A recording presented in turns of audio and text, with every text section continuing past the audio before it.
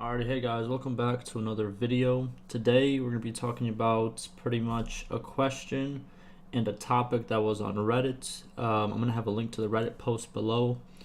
And pretty much the question is, well, they made a good point on Reddit is, should high-level troops cost influence instead of denars at castles? And it got a lot of upvotes, it got a lot of discussion, right? But I just kind of wanted to give my opinion on it. And yeah, and see what you guys think, and we get into a little discussion in the comments and all of that. But first, like I said before, the link will be in the description to the post. Also, my script, like always, will be in the description. It's going to be on the screen right now, as you can see. I wrote a lot about it, what I think, and like pretty much all the implications of it. But yeah, just a quick PSA before we get started is these are my opinions. These are my opinions. So if you disagree, I understand you might disagree, you might have different thoughts. Like I said, comment them below, we can have a discussion about it. But yeah, so let's talk about why this makes sense, why I think it's actually a good idea to make high-level troops cost influence. Now let's talk about it. So first, let me talk about what I consider a veteran troop. I consider a veteran troop, if we go into this town, a veteran troop is anybody that is level 20 or higher, in my opinion, right? You could have different opinion. You could say, oh, well, maybe it's someone who's even a higher level, right? But I feel like if you're over level 20, you are a veteran troop. Now that we got that out the way, let's talk about from a realistic perspective, right? So a veteran troop back in the day, they would not join a lord with little experience or influence or power, right? Because right now, let's say you just started a game, you have the 1,000 denars, you go into a village, and this is your choice, right? And automatically you can get two of these guys, right? You get two of these guys, you get this guy, just from the start. You're level 1, you have no experience, right? And in my opinion, I don't think that's how it should be. If you get lucky and you find a good town and it has a lot of high-level troops, I personally do not think you should be able to get them right away. I feel like you need to build up your army. You need to get these guys first, in my opinion. But also, making a unit cost influence. Let's say these cost influence, right? All these ones are like the 200 above. If all these cost influence, it'll be a lot harder for you to get them early game, which will make the progression a lot better, in my opinion. Because if you can't get these guys early game because you're gonna have zero influence. You just started out. You're gonna be looking for the guys that you can only spend gold on, which is gonna be these guys right here, or even this guy, right? And I feel like that's gonna really help the progression system in the game, pretty much. Also, from an influence standpoint, it does make sense because late game you have all this influence, right? And it doesn't really do anything. You pretty much used up all your needs for influence, and it just keeps going up. But if you made big troops like this cost influence, influence becomes a currency that you can keep using, right? Which it really helps out to have two different currencies. Like you have the gold currency that you use for things, and then you have the influence, which now does something else, except instead of just being there. It just stacks up for no purpose. It actually does something now. But so in the original post, they said castles only.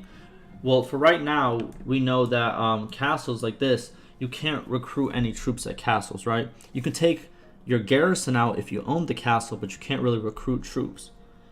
Well, what this would do is pretty much, give the castle some purpose, in my opinion. Because castle right now, you don't really do much with it. The only thing okay, so here's what the castle does. If you need to find a wife, you go to the castle. If you need extra fiefs, you go attack a castle that's not yours, right? It does give you taxes, so you got that, right? But apart from that, there's not much you really do at a castle. You can retrieve a companion as well, but that's pretty much it. There's not like, you don't visit a castle much in the game. What you visit a lot is towns, because they have the tournaments, they have places to sell, towns are pretty much, the marketplace for everything. And then you have villages where you go into recruit, you know what I mean? Or you go buy some cheap, products. But the castle, you don't visit as much compared to villages and towns. They're not as useful, in my opinion, right? But this brings me to my next question. Should let's say they do it for castles, right? Should they also do it for towns? So should these guys in the town, not trade, sorry about that. Let's get out of that. Should these guys in the town, should they be also influence? Like, should all these guys also cost influence, or should they cost denars in towns and then influence in castles? In my opinion, I feel like I think that the drop rate should be a little bit less for towns, because what do you call it? Because pretty much if you do it for just castles, right, that makes castles useful. But if you do the same thing for towns, then castles become, again, less useful. And I feel like giving the castle that opportunity to sell units for influence, high veteran units, you're going to go to a lot of castles late game. And then the whole concept of you're forbidden to enter the castle or you're allowed to enter the castle will be more like a privilege instead of just, right now it's just annoying when you can't enter a castle for no apparent reason, right? But later on, you're going to have a reason to actually build relationships with the owner of the castle because you want to get to their veteran troops. But I'm trying to read off the script. You know what I mean? I'm saying a lot of stuff. I'm going a little bit off. What's it called? Off script. But yeah, okay. So all this to say, it brings me to the another question is, should villages sell? Let's say this is implemented to castles and to towns, right? Where both will cost influence if they're above level 20, right? Now, should you still be able to recruit at villages? Because sometimes there are, as you can see, veteran troops at villages as well. Now, here's my opinion. Again, my opinion. I feel like if they do make this change where veteran troops cost influence, villages should not have any veteran troops. Or if anything, they have a couple.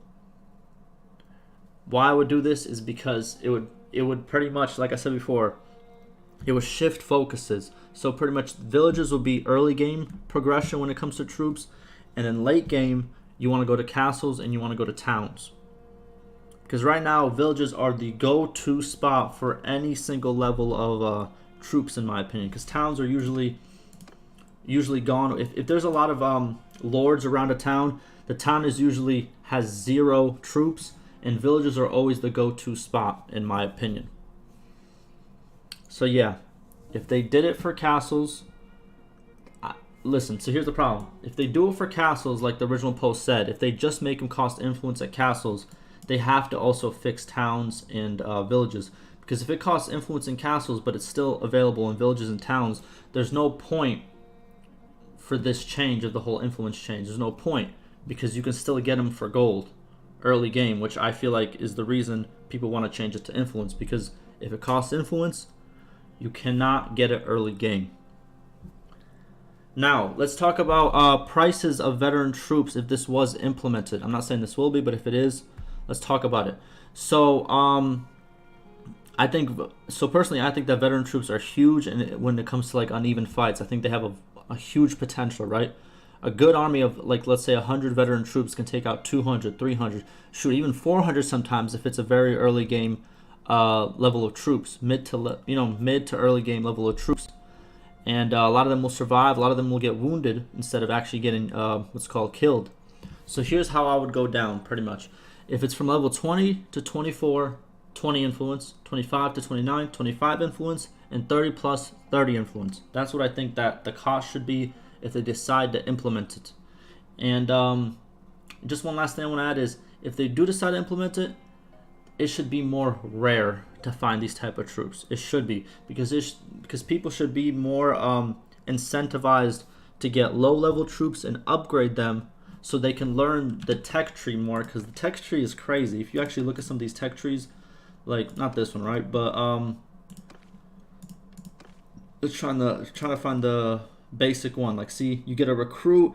You should be able to learn this, right? You should be able to go through this and actually upgrade instead of going to a town getting 6 of these, going to the next town getting 6 more of these, right? I feel like it should be more rare, and the influence cost, in my opinion, I think is a very good change if they do decide to make it. But then again, this is just a Reddit post, right? And these are just my opinions. So yeah, let me know what you think.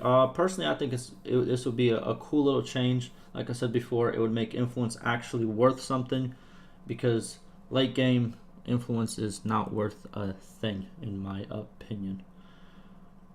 But yeah, it's a cool little topic, you know.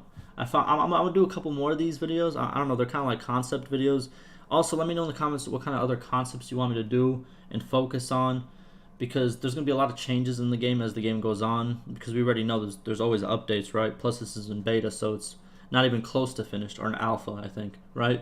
So yeah, I enjoy these thinking type of videos and writing up a script and kind of, you know, starting a discussion with you guys. But yeah, like always, ask me any questions and stay safe.